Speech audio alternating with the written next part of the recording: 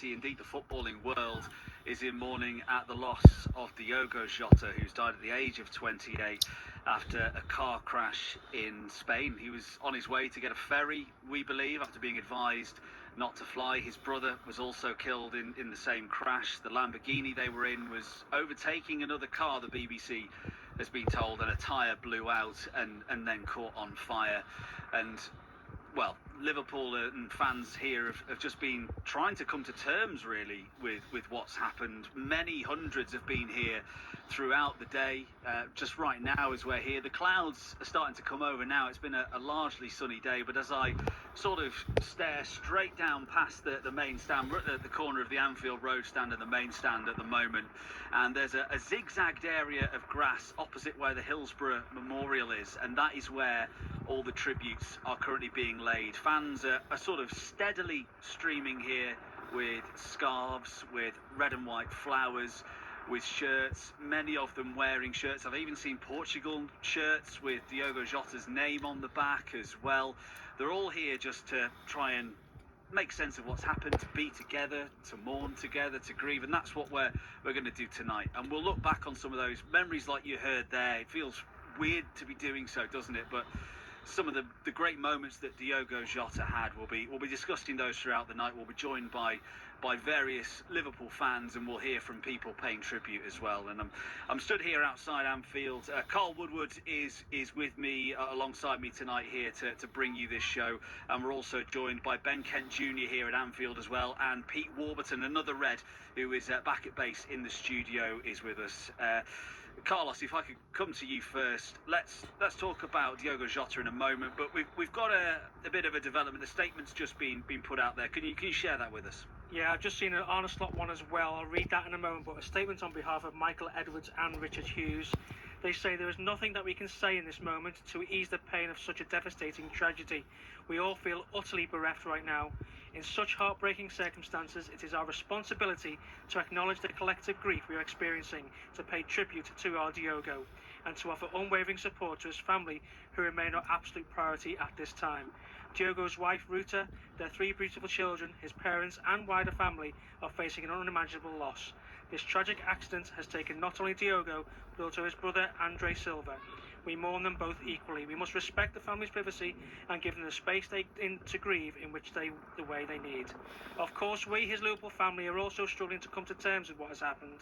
As his teammates, friends and colleagues, we are consumed by shock and sorrow. We know our supporters, his national team, former clubs and teammates and the wider football community share in this grief. This is a tragedy that transcends Liverpool Football Club. In the coming days, we as a club will look to honour our beloved number 20 with respect and affection he so richly deserves. We will strive to make these tributes meaningful and inclusive of our supporters, to whom Diego meant so much. For now, we express a love that is filled with deep sorrow and pain. We have lost someone truly irreplaceable. Rest in peace, Diogo. Thank you, Carlos, and we'll give you a moment to have a look at the Arne Slot statement, and we'll get that in a moment. As I look around to my left at the Anfield Road stand, I understand that a book of condolence has opened and is available for fans to come here and sign. I can see a bit of a queuing system going on, actually, as I sort of stare about 100 yards or so away. I'm stood here with Ben Kent Jr., a big Red, who obviously we enjoy speaking about football with you, Ben. We don't normally have to speak with you about things like this, and I don't think we've ever had to speak about a current player sadly passing away. As we look away to us, we see the fans paying their tributes, in the shadow of the mural of a great goal scorer, Ian Rush, on the side of a house there. We're talking about another excellent goal scorer for Liverpool who sadly has passed away. What were your thoughts when you heard the news this morning? How have you been today? To be fair, I didn't want to believe it when I first got the message, which I think every Liverpool fan started sharing the rumours at that point that the unfortunate had happened. You didn't want to believe it, Phil. You were hoping that it was wrong, praying that it was wrong. But then obviously the statements came out, and I think everyone was in shock. It's not supposed to happen, is it? People aren't supposed to pass away at such a young age, especially when they've just got married, 3 young children. It was really, really heartbreaking. What I would say is, one of the most famous managers of this football club once said that football is more important, it's more important than life and death. he didn't get many things wrong, but he certainly got that wrong, because when things like happen, like they did to Diogo Jota, it puts it into perspective, and it makes you think. You know, I do this myself. You get too wound up about football. It's just a game. You know, that young man had a young family. They're going to grow up now without a father. It's devastating news for him. It's not a football story. It's a personal story. It's tragic for his family and everyone that knew him. I just hope that they can find some peace. It's such a sad day.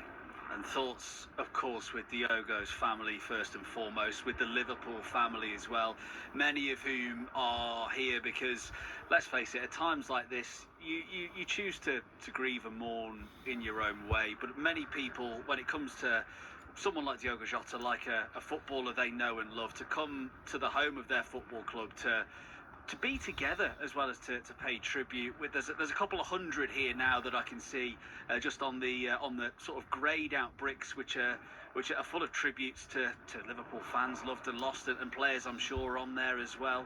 And yeah, that's right where all these balloons are, all the scarves and the football shirts and the flowers, and I can see family members walking away arm in arm, hand in hand, heads on shoulders. There have been tears throughout the day. Does it feel like, for you as a Red, Ben, that you have lost someone even though you might not have ever said a word to him? It does. Like, I've spoken to all of the lads similar age to me that we've all got season tickets. We all go to the game,